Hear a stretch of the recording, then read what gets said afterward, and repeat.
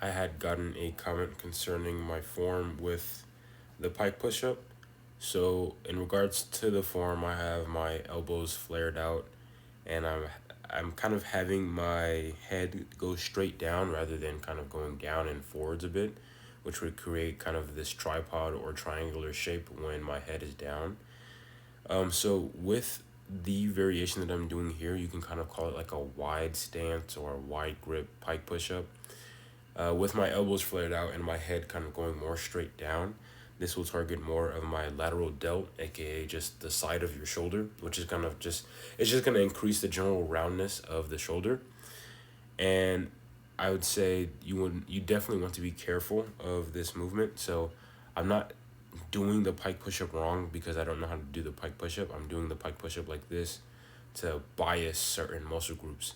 So with a regular pike push-up, you're mostly just gonna get your front delt, a little bit of your traps, triceps, of course, but it's mostly gonna work your delts, your front delts, just like how any like dip variation or push-up variation will work the front of your delt. But with this, you're working the side of your delt, right? So it's kind of similar to a behind the neck press that you would do with like barbells, in the gym or something like that. And this is kind of just like a calisthenics version of the behind the neck press. Now, with this variation of the pike push-up and the behind the neck press, you really want to have enough shoulder mobility and strength in general to do these positions.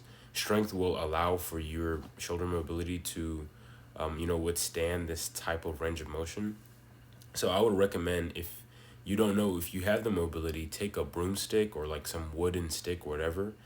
You want to, of course, you want to hold it over your head, have your arms straight up, and then you want to slowly bring the wooden stick down or the broomstick down, and you want to have it on your traps, right? The top of your traps, not your neck. All right, a little below your neck on the top of your traps, and you want to see how comfortably you can hold it there. Try to hold it there for a little bit and then push back up slowly just to see how your shoulders feel and if your shoulders are irritated. And one thing, just to see if you have shoulder mobility, raise your arms straight up into the sky without having to kind of round your upper back or anything like that, or having to look up, right? You want to be looking forward and have your arms straight into the sky. If you don't have the shoulder mobility to do that, then something like this pike push-up variation and the behind the neck press is not going to be a safe option for you. With a behind the neck press in the gym, it's very scalable. You can just use dumbbells at first, and then you can move on to the bar, and then you can start adding weight and whatnot. But with calisthenics here, with that pike push-up variation that I was doing earlier, I can't tell you entirely how much of my own body weight that I'm pressing, but you're gonna need some like foundation strength. So first you're gonna just start with like just being able to do push-ups, and then you're gonna want to start off with doing just standard pike push-ups, and then deficit pike push-ups, and then of course you want to be able to work your mobility and be sure that you have the mobility to get into that position. And then you can kind of start transitioning with that movement. Maybe first starting off on the ground so that way you're not getting a super deep range of motion. And then you can start raising your hands with parallettes and whatnot, to get just, a much deeper stretch. So, just be careful in general. And if anything, doing these types of exercises like a behind the neck press or like a wide stance pike push up, I think that's what I'll call it.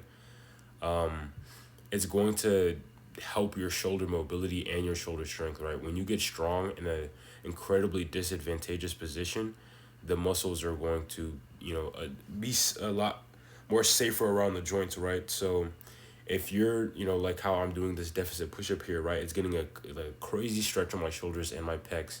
And now my shoulders and my pecs are getting strong in this position. Therefore, if for whatever reason, if I'm forced to get in this position, I'm less prone to injury, right? That's the same thing with a behind the neck press and a wide stance pike push up, right? I'm probably gonna have to shorten that name, but it doesn't matter. I got the movement.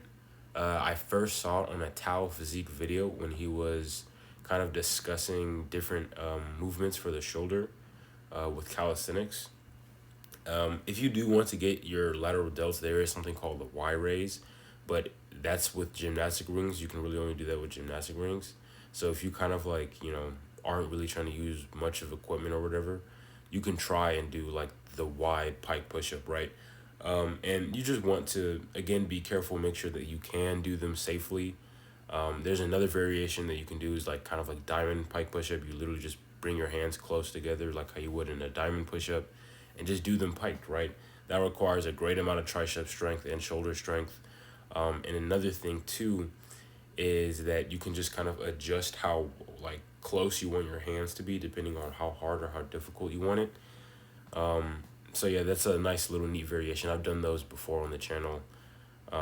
It definitely does get your triceps and it definitely does test your strength a lot. But again, so when it comes to getting into that pike push-up variation, to the wide pike push-up variation, you of course want to make sure that you have the mobility. And like I said, you take a broomstick or a wooden stick, whatever, and you bring it straight down and you want to have it resting on your traps, like as if you were going to be doing a barbell squat, right? Like how you would have a barbell squat, a barbell resting on your traps and like kind of the back of your shoulders when you're getting ready for a back squat. You want that wooden stick to do the same thing, but in this case, you're going to be pressing that wooden stick up and over your head from that behind position. Which is going to test your mobility, right? A lot of older people who like don't really work out or whatever, they can't do this. They can't do something as simple as just putting their hands straight over their head, which also, like, if you have that mobility issue, it's also going to affect your ability to do something like a handstand if you're interested in doing that. It's definitely going to affect your ability to do a handstand safely. And so with the lack of shoulder mobility, that also comes the risk of like many just shoulder injuries, just for anything in general, even minor stuff. If you don't have mobile shoulders, you can just really get hurt, just in regular push-ups and dips.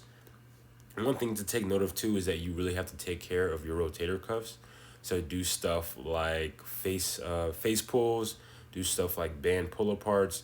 You want to do like internal, external rotations, stuff like that with dumbbells or cables, whatever the case may be. Just do whatever you can to make your shoulders healthy.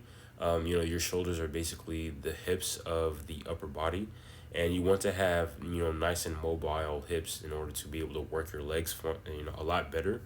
And then that goes the same for your shoulders, the exact same for your shoulders. Because like if you lose the ability to like literally reach overhead, then it's like, bro, how are you gonna like do anything, bro? How are you gonna like get anything overhead? How are you gonna reach for anything? So again, you want to be able to do exercises that will challenge your body in those ranges of motion, and you want to work up into them. So therefore, over time, when you become strong in those movements, you feel no pain, right?